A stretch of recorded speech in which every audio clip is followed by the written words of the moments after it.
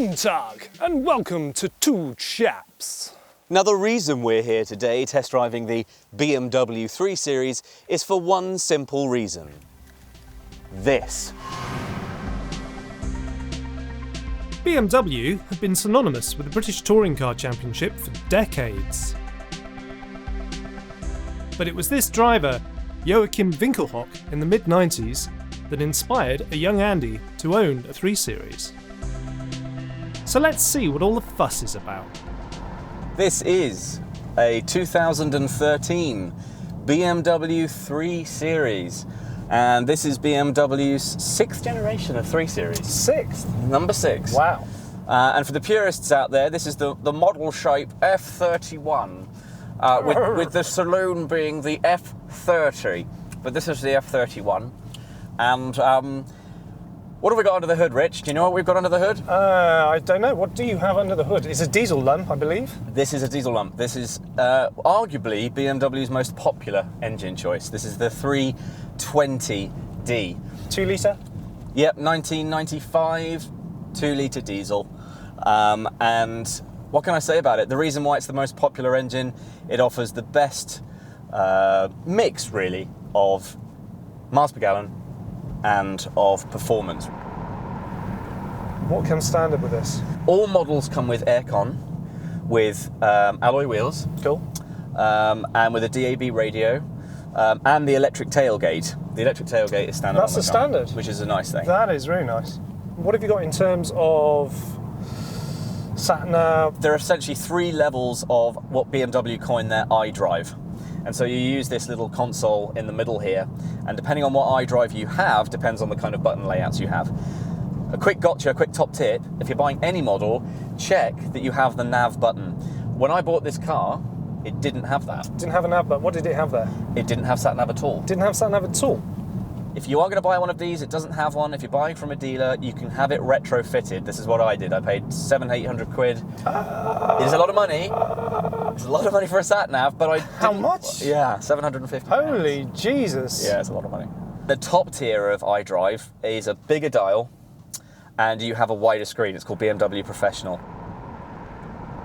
To operate the iDrive, you just use it's just a rotary knob, and you can just, if you're ever lost, you just hit menu and you go straight to the home page. Oh, nice. Every car has Bluetooth as standard. Oh, cool. That's good. So again, but there is a USB in, and there's also a 3.5mm aux in, so you've got every option Right, okay. of running media. Tell me what you thought about the exterior. Interestingly, I prefer the styling of this over the saloon. I think it's a much more handsome shape. It lends itself to the touring body much more, I think. And I can understand why you went for this over the saloon. The profile of this car looks amazing. It looks stonky. It looks huge. It is big. The boot is a massive 495 litres, which is big enough for Andy's golf clubs. So that's like a weekend's drinking. Yeah, if you want to model it like that. This one has split folding rear seats that go 40-20-40, so it's really useful if you've that's got handy. a couple Absolutely. of things. There's all sorts of cubby holes and places for your first aid kits and things like that. The rear windshield splits in 2. That I do like. That's such a cool feature. So you can... It's like a Range Rover. It is like a Range Rover. But no, this is really useful. If you've got your shopping and you don't want to go through the hassle of opening the boot, you can just quickly flip it open, chuck your shopping. But enough of practicalities. Tell me about the gearbox.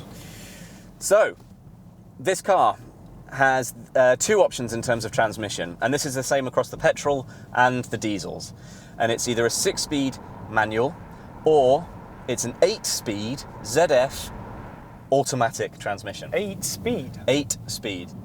And you can switch the shifter over into manual mode, and this is the thing that actually throws a lot of people off.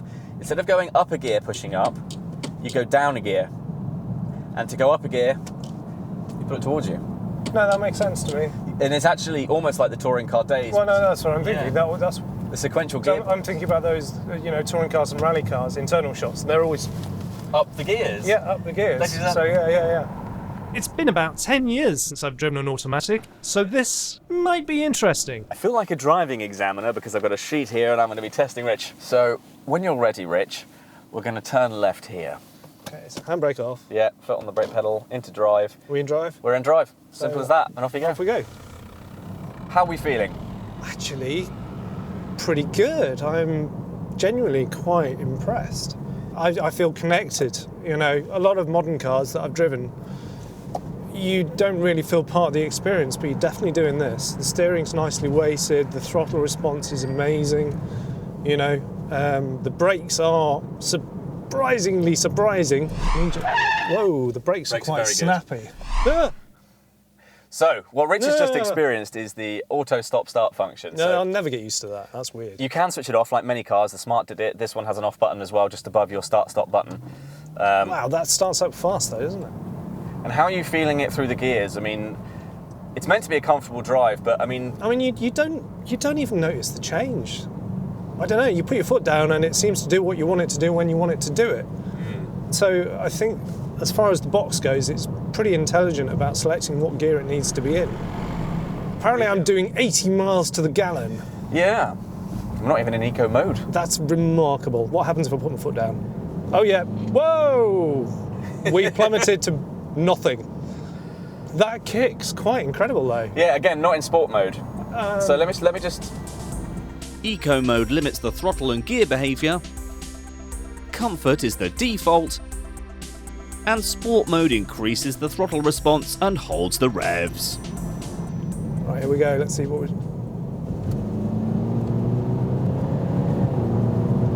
There you go. Wowzers! That was literally from 30 to 60 in. Well, 0 to 60 in this car is 7.7 seconds. Is that all? It's very quick That is impressive. for a diesel. That is really impressive. I have to admit, this engine is incredible. Let's talk about the interior. Okay, it's the elephant in the room for me. Okay. It's just a bit boring. It's a bit old man. It is. Well, But I'm an old man. It's not even that though. I just feel. I mean, it's all very functional. You know, it's all quality stuff. All the buttons feel solid and well built, and it just lacks that pizzazz. You obviously love this car, and you've obviously put a lot of time into researching it and making your decision that this is the one for you. There's got to be something you don't like about it.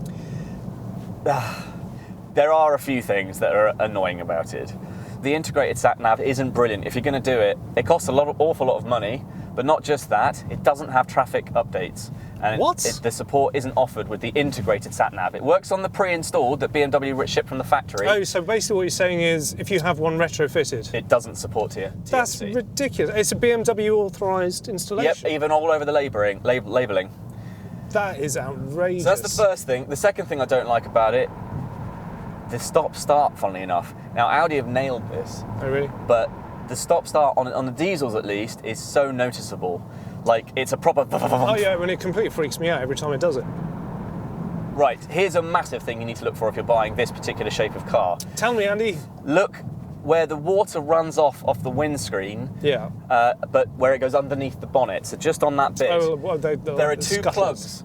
There are two rubber plugs that were shipped with the car originally, and then the engineers quickly realised, oh dear, we should have unplugged those. Oh. And what happens is the water then builds up in the engine bay. Because I noticed after 6 months of owning the car, I was washing the car one day and I looked down and I saw a small lake on each side of the car. So that's a top tip right there. So let's talk prices then. Okay, yes. How much is this puppy going to set me back? So I bought this car a year ago. With the sat-nav installed, it was £20,000. Now, it's worth about 15, so I've lost about £5,000 in a year. Ouch. But if you want to buy this year of car, but you're not too fussed about the engine, you can pick a higher mileage one up for £8,000. £8,000? What kind of mileage are we looking at? You're looking at about 100,000 miles for an £8,000 car. But honestly and truthfully, on a diesel, that is a pretty good car for your money. Yeah, it is a good car, but I'm just not a Beamer guy. I'm just not. And I can't really put my finger on it, because there's no reason why I shouldn't go out and buy one of these, because it's a great car, it's fun to drive. It's whether it touches you. But it's just something about it that just... Thing is, I'd say, does it touch you there? This one touches me by the testicles. You just did there. Yeah. The car grabs You're me not by the touching my balls. testicles, No, mate. I'm not going to do that. We're parked. Remarkable. I only needed the help of Andy to help me do that. Please feel free to subscribe. Do subscribe. Hit that like button. It's the one that does that. Yeah, and also if you hover your cursor over the Two Chaps logo that's bottom right, click on that, you subscribe straight away. How about that? How easy. So No effort. No effort at all. That's like my car wash. Yes, all right. But yeah, do subscribe, and you'll get to see more occasions of our camera falling over at the back. Whoa! Yeah! Yeah. Whoa! Yeah, there goes the camera. Indeed. But now, Rich, do you want an Earl Grey tea? That would be most pleasant, sir. Let's get an Earl Grey tea. Bye-bye for now. Ta-ta.